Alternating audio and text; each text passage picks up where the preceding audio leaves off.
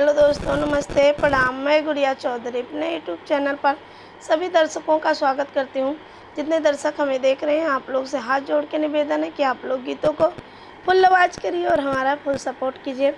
आज मैं आप लोग को बहुत ही मज़ेदार चुटकुला लाचारी गीत सुनाने चल रही हूँ, जिसमें हमारे पति और पत्नी का नोक-झोंक है। तो आप लोग से विनम्र निवेदन है कि आप लोग गीतों को फुल आवाज़ करिए, ताकि आप लोग को पता चले कि पत्नी और पत्नी में क्या नोक झोंक चल रही है। तो आप लोग हमारे इस गाने पे ढेर सारा प्यार दुलार दीजिए। धन्यवाद।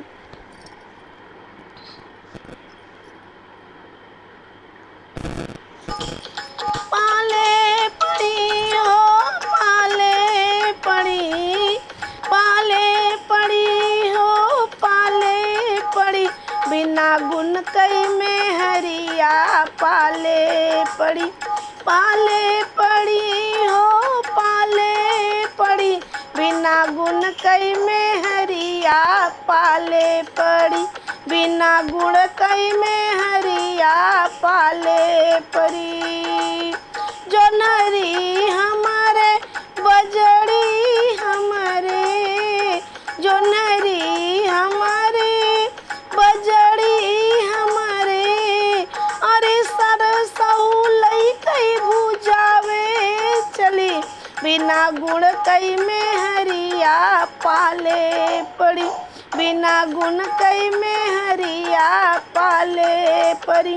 पाले पड़ी बबू पाले पड़ी, बिना गुण कई में हरिया पाले पड़ी, बिना गुण कई में हरिया पाले पड़ी। गैया हमारे भैंसी हमारे, गैया हमारे भैंसिया हमारे, अरे बछड़ा लई कई चरावे चली, बिना गुण कई में हरिया पाले पड़ी, बिना गुण कई में हरिया पाले पड़े। पाले पड़ी भैया पाले पड़ी, बिना गुण कई में हरिया पाले पड़ी, बिना गुण कई में हरिया पाले पड़ी।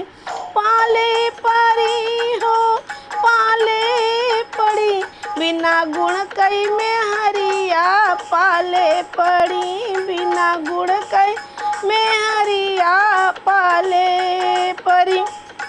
लड़का हमारे बच्चे हमारे, लड़का हमारे बच्चा हमारे, अरे कुकुरी के पिलवा खिलावे चली, अरे कुकुरी के पिलवा खिलावे चली, बिना गुण कई में हरिया पाले पड़ी, बिना गुण कई में हरिया पाले पड़ी।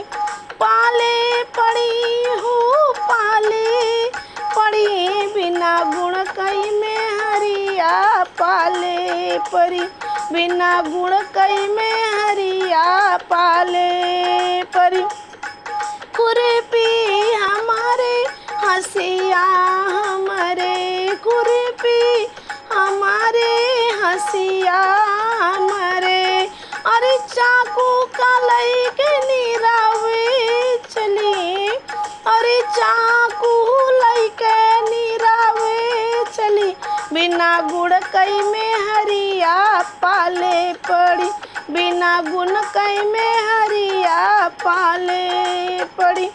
पाले पड़ी राम पाले पड़ी, बिना गुण कई में हरिया पाले पड़ी, बिना गुण कई में हरिया पाले पड़ी।